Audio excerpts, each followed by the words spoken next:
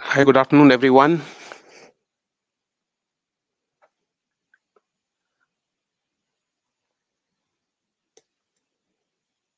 I've just posted a question in the chat. Just let us know if you can hear us and if the audio is working fine.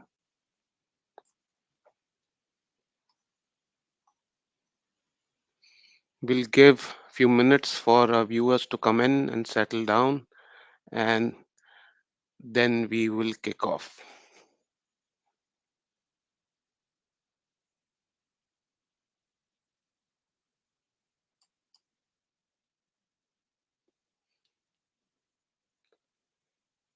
Thank you, Eleanor.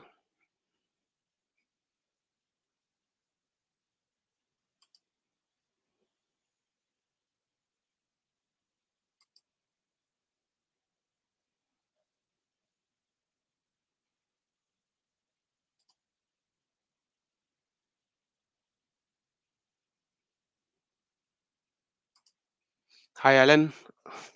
Can you hear us? Sure can.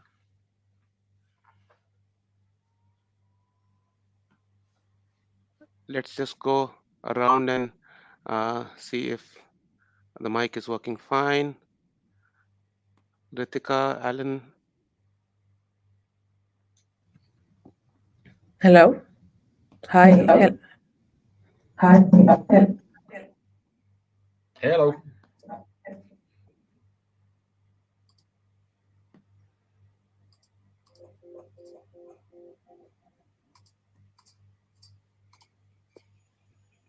Ritika, try again. Does this sound better? No echoes?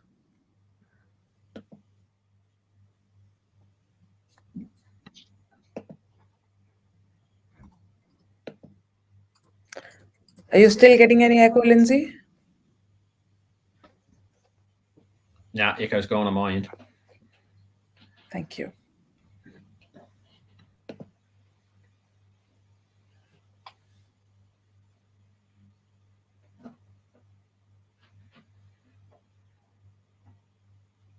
Hi, Alan. Would you like to give it a try? Testing.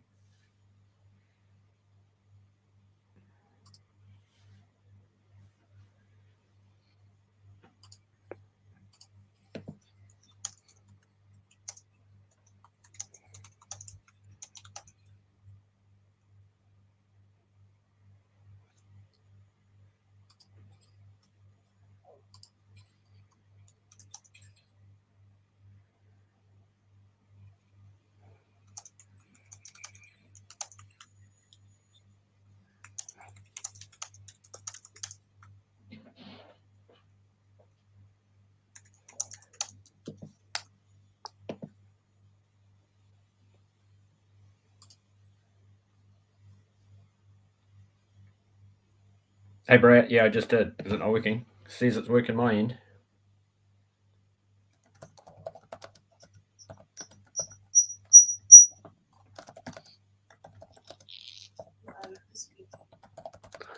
Oh.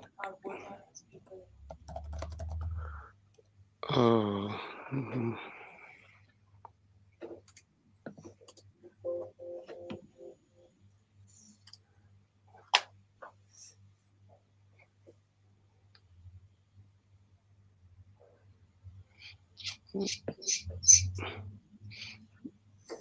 Okay, so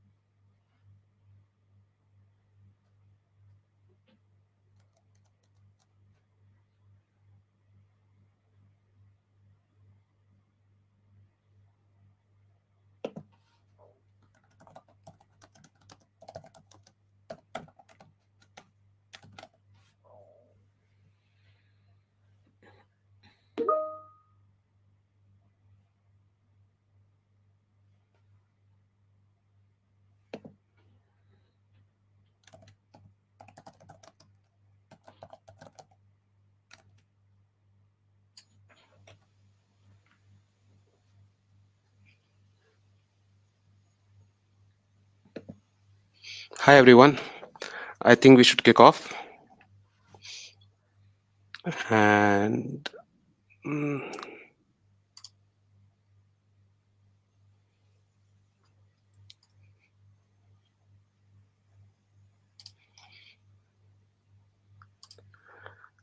Hi, good afternoon everyone.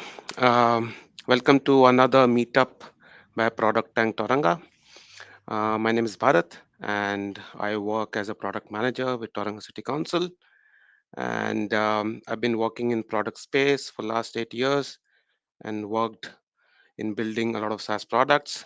And currently running Product Tank Toranga chapter with Ritika. Ritika, would you like to introduce yourself?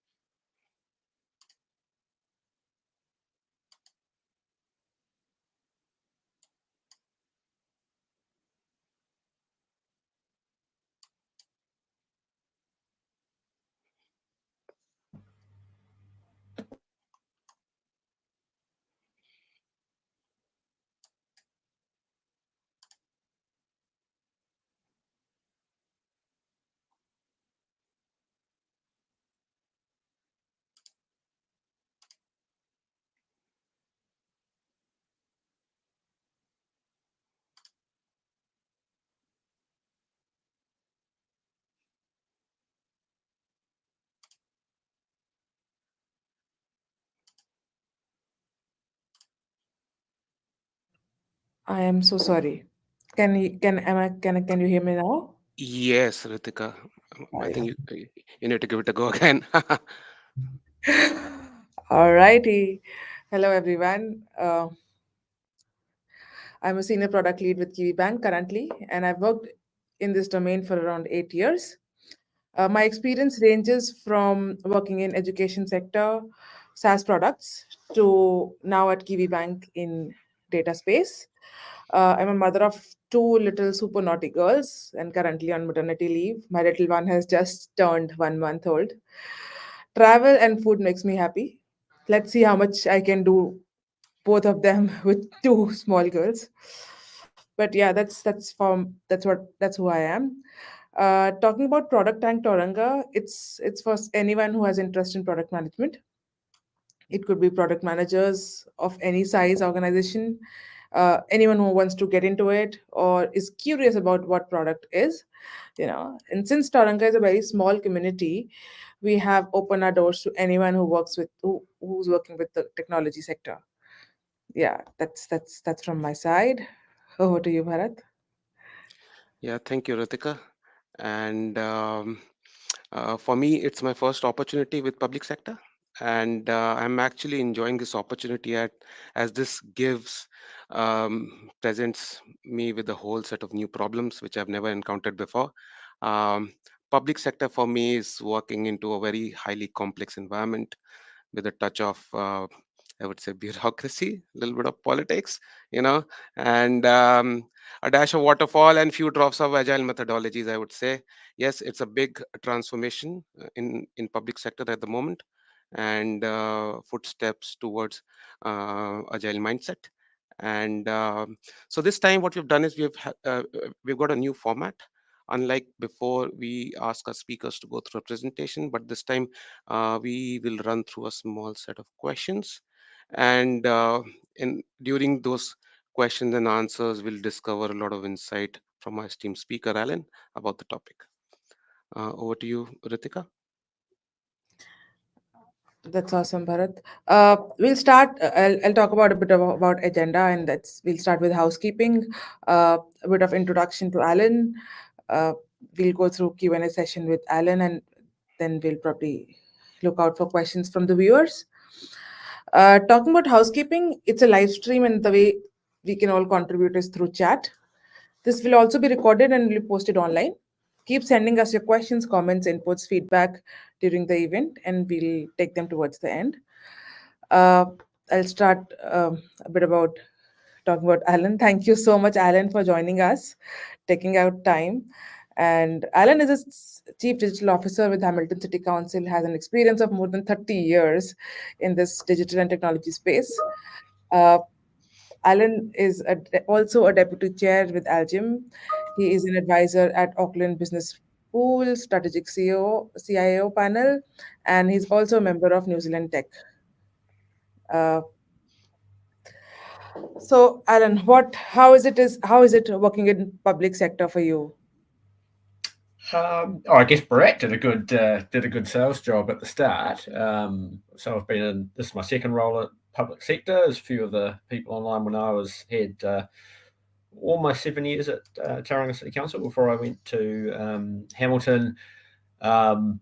When I first got suggested about the job, having spent years in the commercial side, I was like, oh my God, why would I want to work for a council? Why would I work in local government? That sounds boring. And I'm dating myself here, but reminded me of Gliding On for those of you in the audience that are as old as me and used to watch that back in the day.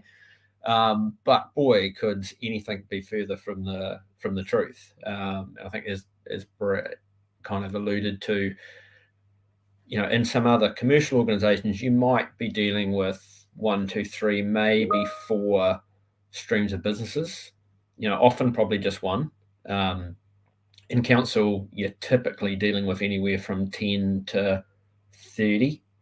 So at Hamilton, we have 28 different business units. We run everything from a cricket ground and an international rugby stadium, right through to Hamilton Gardens, and then barking dogs and dealing with litter and graffiti and traffic. So, that means that the types of things that you deal with, there's so much going on. You can't just kind of have that sort of single railroad view of your organization. What do you mean by customer? Where are our biggest priorities? Because you are dealing with all these different varied business units. And typically the drivers across those things are going to be very, very different. So the drivers for a cricket stadium or a rugby stadium are completely different to the drivers and priorities and the outcomes for doing something in the regulatory space, like a building consent or a resource consent.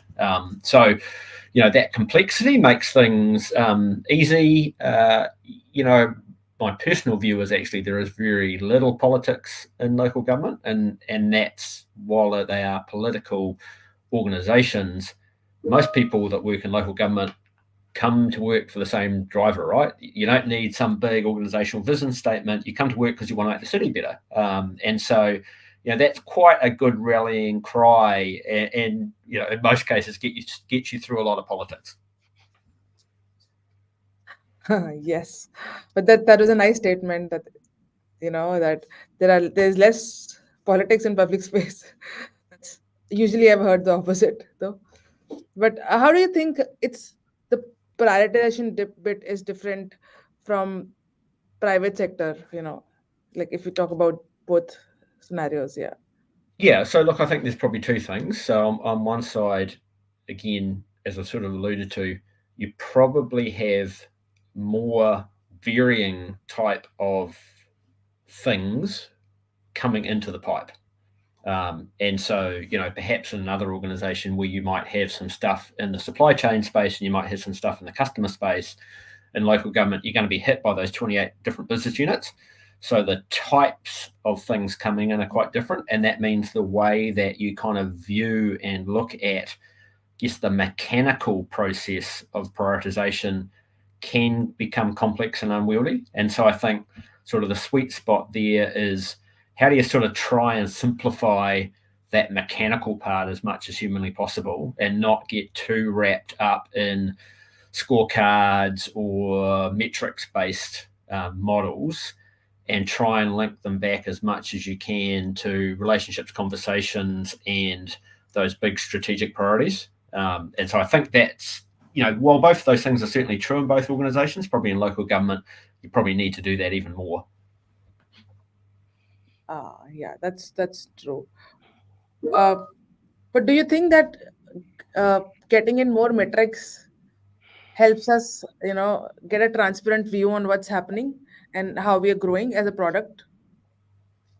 Yeah, totally. I think what a mistake I've seen some organizations make or some teams make is there's some process that exists inside a black hole or a process that exists with senior managers. And that makes it really, really hard for the wider organization to understand what's going on, why is a decision being made, can create conflict and pushback. So I think being really clear on how the process works, and in my mind, the process is all about being a facilitator rather than being seen as an owner or a decision maker. I'm here to facilitate the process for the executive. Make sure that people understand that. Make sure that they don't see it as my role to be advocating for their thing at the top table. They need to get the buy-in with their GMs. And my rule of thumb is if you can't get 2 GMs across the line, you probably shouldn't ask for it because it's probably not going to get up.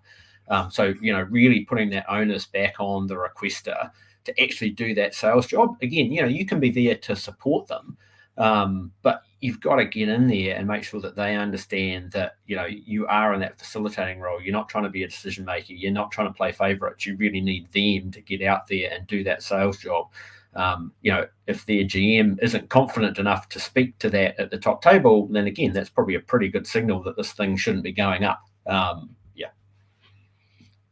So, Alan, I've got a couple of questions here. So, I'm sure you would be running through this prioritization exercise every year and again. So, it, so for our viewers, like, do you can you talk to any of the successful prioritization examples which you've done in the past, from which our viewers can benefit and take some lessons? Yeah, I guess the first thing is every organization is different. So you certainly can't take one thing that works in one organization and just pick it up and dump it into the next one. Again, I think probably there's some pretty core tenets that you want to reuse in my mind. So again, I think that transparency thing, making sure that others see you as the facilitator, not the owner, are probably the two critical ones. Where things, I think, become more varied is around kind of timing and the mechanics of the process. So, at Hamilton and when I was at Tauranga, we kind of started out with a higher cadence, and over time that cadence dropped. So, when you're doing this from scratch, hey, nobody's ever tried to do enterprise prioritization before, or it hasn't worked very well, maybe you have a higher cadence, and maybe you need to do something monthly or every couple of months. At Tauranga, we ended up doing it once every 4 months. At HCC, we're kind of probably aiming for once every 6 months. And again, I think that very much depends on the nature of the organization, how much is set in stone, how much needs to adjust, how much new stuff is coming into the pipe. And then I think the other thing probably comes down to the amount of trust that the organization has, and also the amount of leeway that the organization has in terms of willingness to make mistakes. So, if the organization's happy that product owners take on some responsibility to make prioritization decisions and aren't going to second guess them, then you can have that longer cadence because they've got a lot of trust. I think in organizations where there's more of a need to have control, real control at that top table, then you might need a slightly tighter cadence, or you might need a process that works, between meetings. So, hey, how can we put emergency changes up, or how can we put new stuff up without actually having to form up a meeting? Thank you, Alan. And Alan, are there any touch points apart from what you just mentioned, which apart from you mentioned about the product owners and product managers, bringing that up? Do we have any other drivers from top driving the prioritization? Yeah, again, I think that very much depends on the organization. I think you might work in one organization where the CE is very hands-on, all over the priorities, very invested in digital, and so might have quite a vision and quite a clear path for the things that he or she wants done. In other organizations that could sit at the wider exec table. In some organizations that just doesn't exist in the top table at all, right? And so actually it's happening at kind of, within the organization. So I think you've got to kind of work with what you've got. My personal opinion is it's the role of the CIO, CDO, IT manager, whatever, to kick the door down and create that space at the exec table to have those conversations. And I guess whether dumb luck or good management, I've always been able to do that, whether I've had an exec role or not. But I think that's key. If you can't get that airspace with the executive to have these conversations about prioritization, you're probably on a little bit of hiding to nothing. That doesn't have to be a massive amount of time, but I think you need to have those conversations. Personally, I think understanding how your executive consume knowledge is a big part of that. So, there's no good delivering up something that's highly visual if the bulk of your exec just want to see a memo, and vice versa, right? If your exec are highly visual, there's no point banging up with a memo with 150 bullet points because they're not going to consume it. So understanding what your exec need and refining. So, hey, you do the first one, you learn out of that process. By learning, you need to go and have coffees with all those exec members to understand what worked for them and what didn't work for them.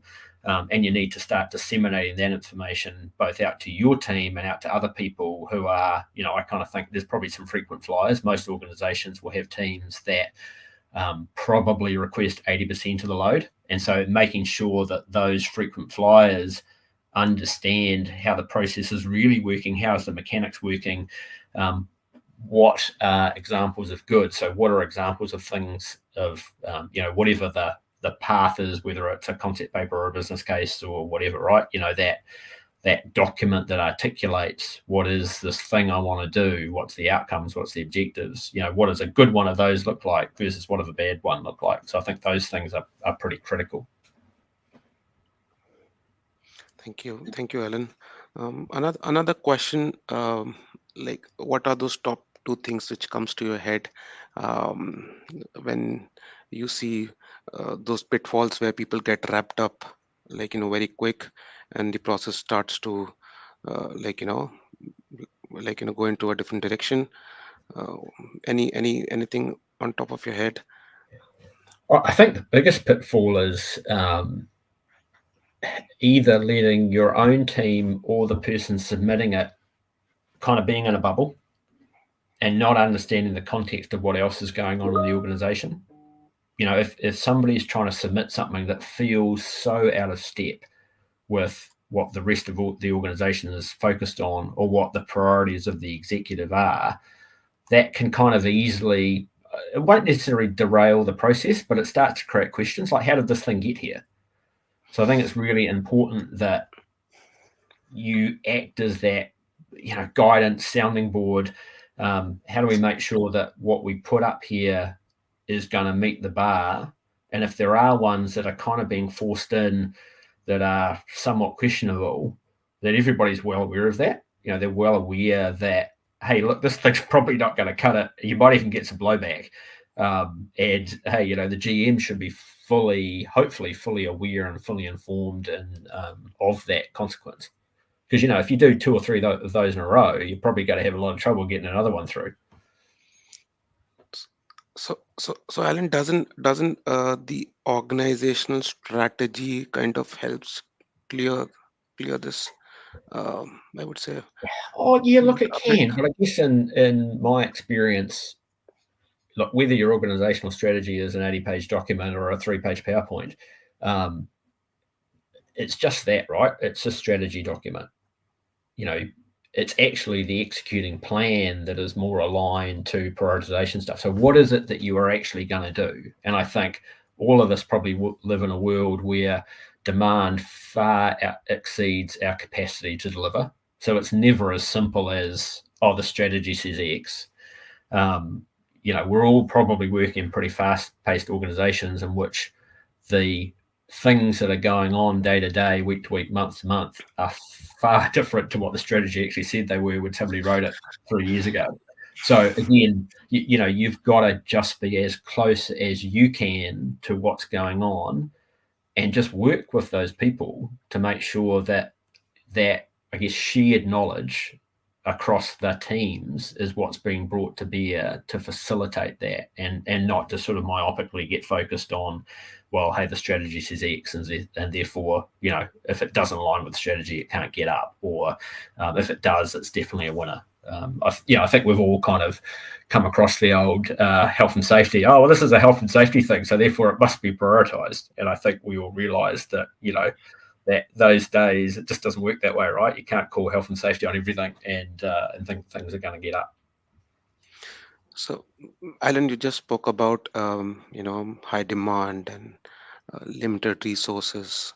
So, how do you manage? Because this is an ongoing, a challenge, I believe. You have small budgets, limited resources, and the community demands are rising up, up, up. So, how do you overcome these challenges? Look, there's no silver bullet. I think we all know that. And if anybody's got one, just please write it in the chat. Personally, I think you need to streamline your own team as much as you can. So, anywhere where there is unnecessary effort going in, you need to just be after that and try and remove that, frankly, aggressively. Just get rid of it. You don't need people writing 40-page business cases. You don't need people writing massive requirements documents that are probably never going to get used. So I guess right-sizing the red tape is one, because that provides effort back into the team. Figuring out how you offload support out of your delivery teams. And that doesn't mean that your delivery teams can't do both, because I'm definitely a big advocate of DevOps. But I guess that idea of kind of shifting, I call it shifting left, but sort of shifting left back into self-service, self-help training and to the service desk, and taking some of that load out of your delivery teams is pretty critical. And then I guess trying to optimize the run rate of your team. So we all know that context swapping kills us all. So how do we avoid as much as we can that context swapping, so our teams are as efficient as they possibly can be in any sprint, delivery cycle, week, month, whatever methodology you're using to execute on your delivery.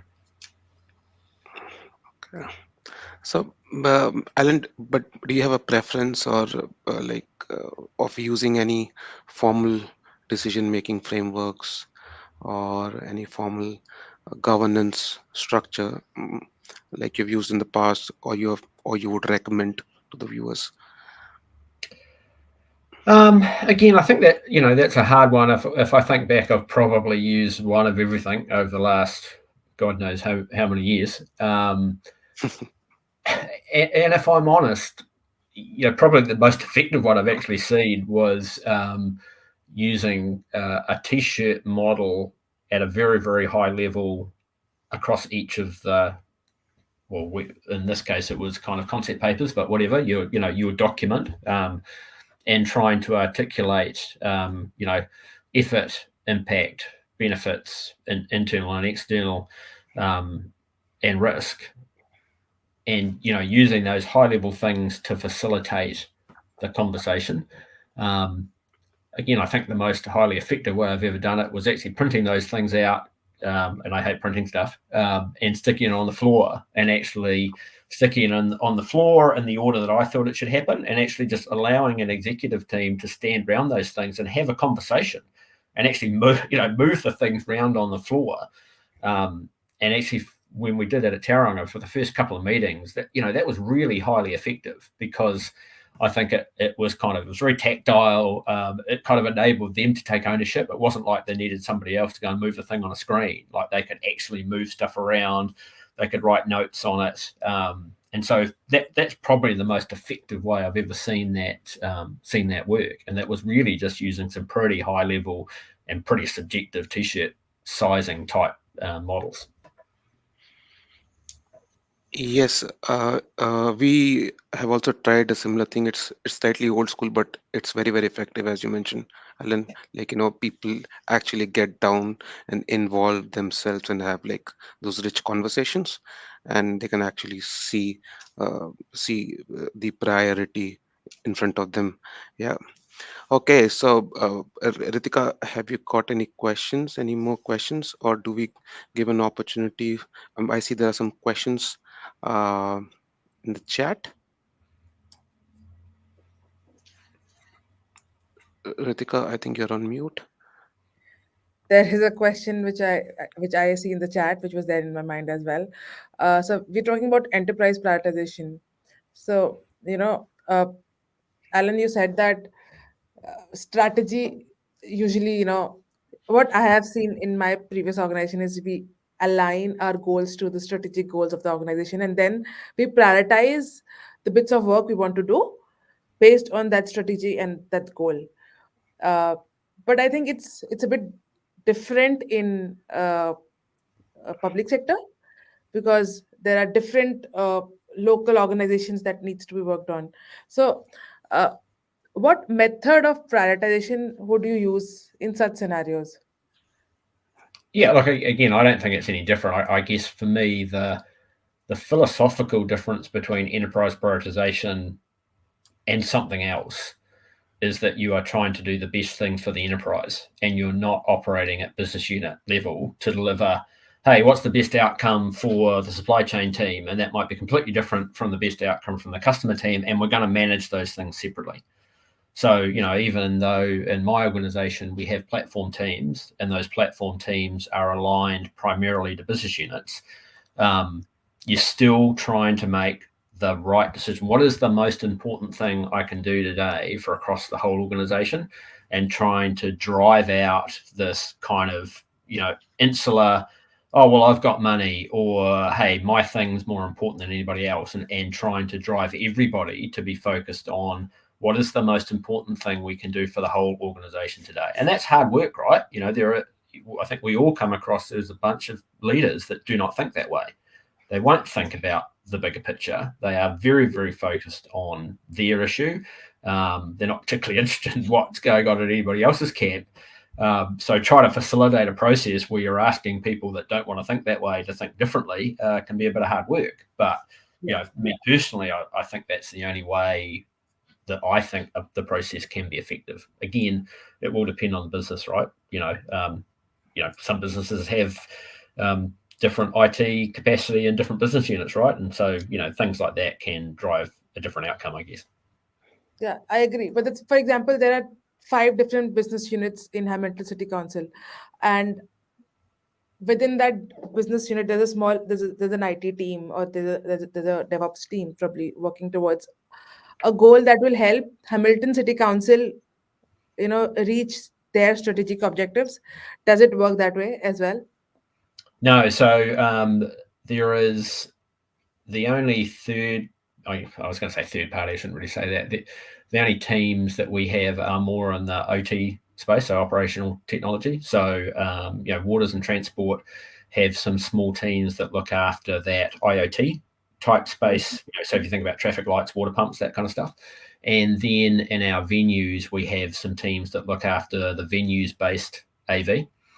So I guess all of that kind of corporate IT is run out of my team. And again, I think that makes life easier because you're not having to deal with, another team trying to do the same thing you are, or, you're stepping on anybody's toes.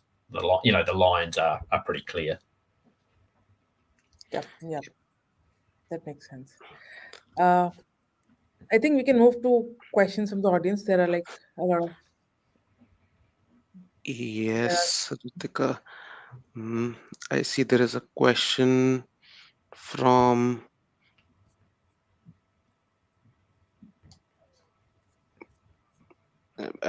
Aliona, um, and she wants to know the difference between enterprise prioritization and vanilla prioritization.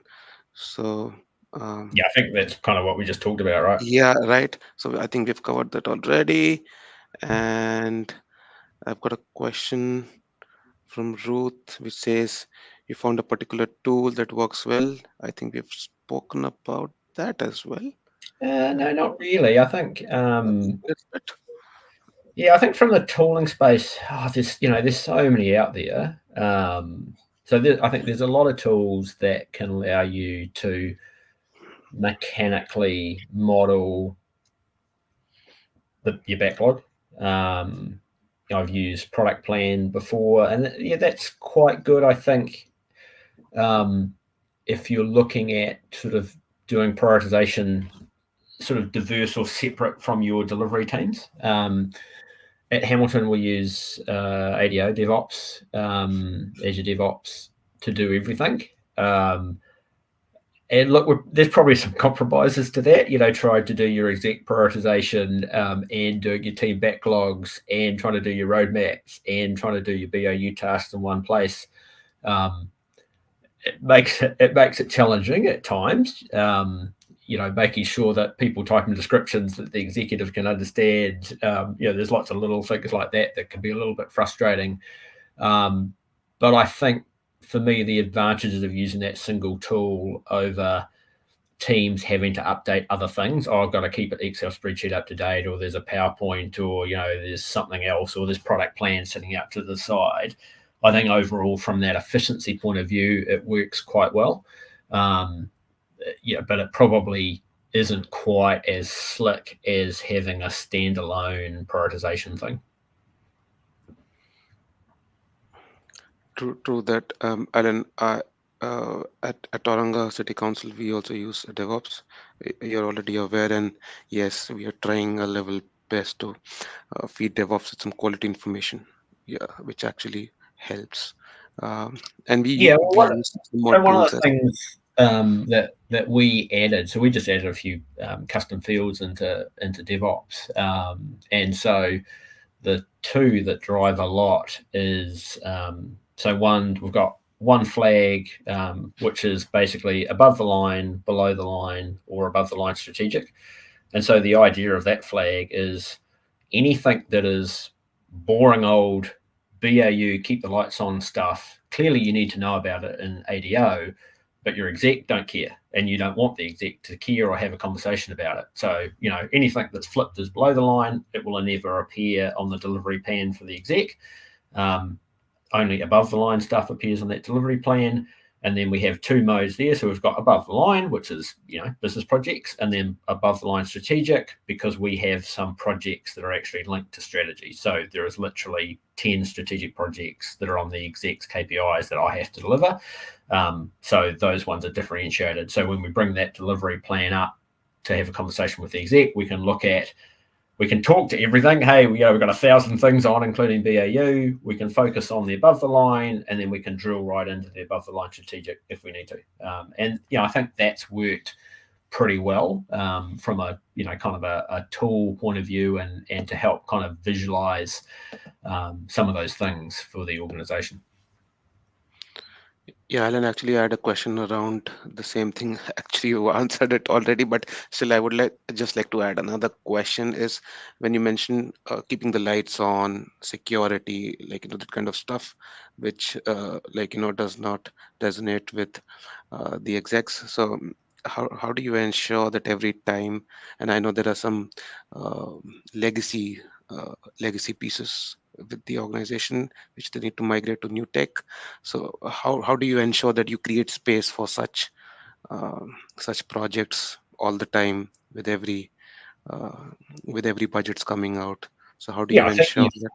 You've just got to set that up front, right? So you've got to have made that case, whatever it is, whether it's legacy technology, architectural debt, security, process improvement. You need to set that with that group to basically say, hey, I'm going to spend 10, 20, 30, 40, 50% of my time on that, keep the lights on, BAU, security type stuff. And we're never going to have a conversation about that. That's just going to happen. We don't debate that. We're having a conversation about the other chunk, whatever that is. Yeah, I realize getting a buy-in for that, we feel is slightly harder than getting a buy-in for something which relates to community.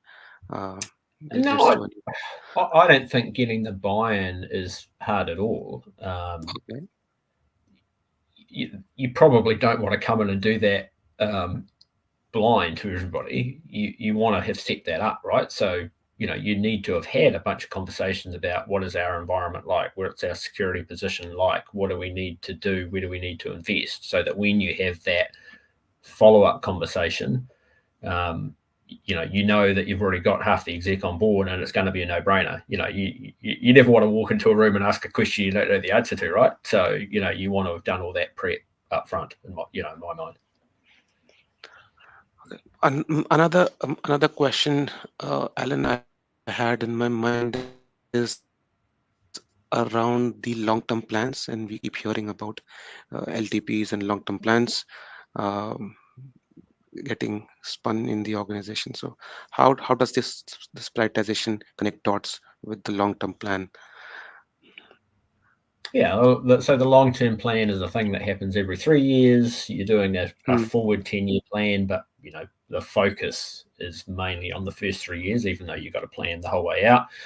You can imagine how much fun that is in a digital space where you probably don't know what you're doing next year, let alone what you're doing in 5 years, but you kind of do your best. I guess what I have done both at Hamilton and at Tauranga is move away from, hey, we want to do these 350 projects in the next 3 years, and focus on themes. Hey, we know that we want to digitize. We know that we want to improve our customer self-service. We know that we want to lift our security. And so really what we're talking about is funding for themes of activity rather than sort of funding down at that project level. And so I think that's a lot easier to do. Frankly, it's a lot easier for the exec, and it's a lot easier for the elected members to get their head around as well, because I think at times they're not necessarily going to understand you trying to have a conversation about, we want to do enterprise password management, or what the hell does that mean to an elected member? But if you're talking about, hey, we want to spend X to lift our cyber security from point A to point B, and have a risk-based conversation, they can get into that kind of level of detail. So for me, it's about kind of striking the right level, trying to have a little bit of an eye to what does the future hold. So hey, what are we going to do with AI? What are we going to do with Copilot? How do we create space in our budgets to grab hold of those things if they come true? Not always easy, but I think those are the opportunities just to try and make the case for. Thank you, Alan. I think we have some more questions from the viewers. Andrew has got a question. How do you manage the diverse benefits / outcomes from the public sector versus a primarily revenue-driven priority? Yeah, that is a tough one, right? And if we go back to where I started, how do you look at the benefits of a change to a noise control process as you might a change to one of our venues, where maybe by doing that there's a significant revenue uplift, versus in the dog space actually it's more about trust and customer experience.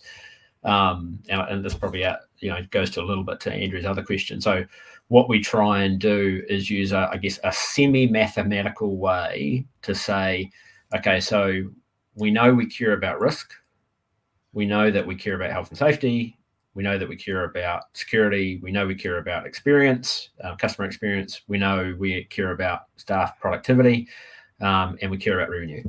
And so, what we do in a very basic way is try and t-shirt size the impact to each one of those things across those elements, and use that as a way to facilitate the conversation. We don't want it to become a mathematical, this is a 57 and this is a 56, and so 57 wins, because we don't think the math isn't that accurate, right? What we're trying to do is go, hey, this stuff looks like it's probably the most important things, and these are probably the ones we might want to spend the most time having a conversation about.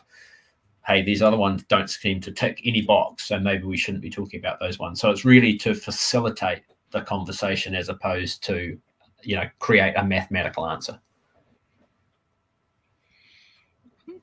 I hope that is. I think Andrew would be happy with with the answer. Okay, we've got another question from Ruth. Have you ever had to adjust resource allocation across business units to better address where the value of the organization is, and what approach did you take for this? Yeah, I think everybody will recognise that that real granular resource tracking is hard, and so you've got to really be careful that you're not spending 99% of your time just trying to figure out where your resources are spent. So what I try and do is really look at what's the load and the roadmap coming into any of the platform teams again. So we run a platform team model, and what we're trying to assess over time is, have we got an imbalance there? So are we constantly seeing more requests of higher value coming into a team that doesn't have the capacity to deliver? And if that is the case, what can we do to either shift resource from team A to team B, or leverage more external support to increase the capacity of team B, or maybe spin up another platform team or another sprint team, or potentially make the case at the executive that hey, maybe we need another team. And that was definitely something that we saw at Tauranga, where some of those prioritization conversations led to the exec saying, well, no, we want a cake and eat it too. We need both. And so that then enabled hey, well, the only way that you're going to have both is by spending money on high-cost contractors or by expanding the internal team, and, them then saying, okay, we need to model that up for us. Yeah, that makes sense. So I think I have gone through all my questions, and we've gone. Is there any more questions, Ritika? Yeah, there's one more from Andrew. Like, do you use a scoring method for priority calculation? Yeah, that's what I kind of covered, right? So that's using Yeah, that t-shirt a size. t-shirt size. Yeah, Oh, yeah. Yeah. Okay. yeah, yeah. I think that's yeah, that's it from us. If there are no more questions,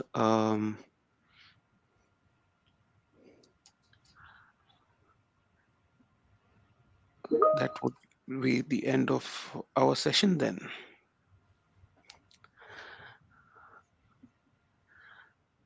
Thanks a lot, Alan, Yeah, for absolute joining pleasure. us. Yeah, and it was a pleasure. There were some tough questions and hard ones to answer. I know, like, different organizations, the methodologies are different, but you've been through so many organizations that it's so nice to hear that filtered answers from you. And Ruth says thank you. And Alan, I think it calls for a small little celebration, and we should meet up soon Sounds good. and talk You over. don't have to ask me twice. Yeah, Alan has been. I met Alan at the last Algem, and that is where we kind of brewed this idea. And I know Alan is a super busy person, so getting his time was really really hard. But then he has been supporting us with our journey all through the while. So thanks again, Alan, and see you soon. Pleasure. Thanks, everybody. Yeah, Thank you, Alan. yeah. Thank you, everyone. See you in the next session. Bye bye. Bye-bye.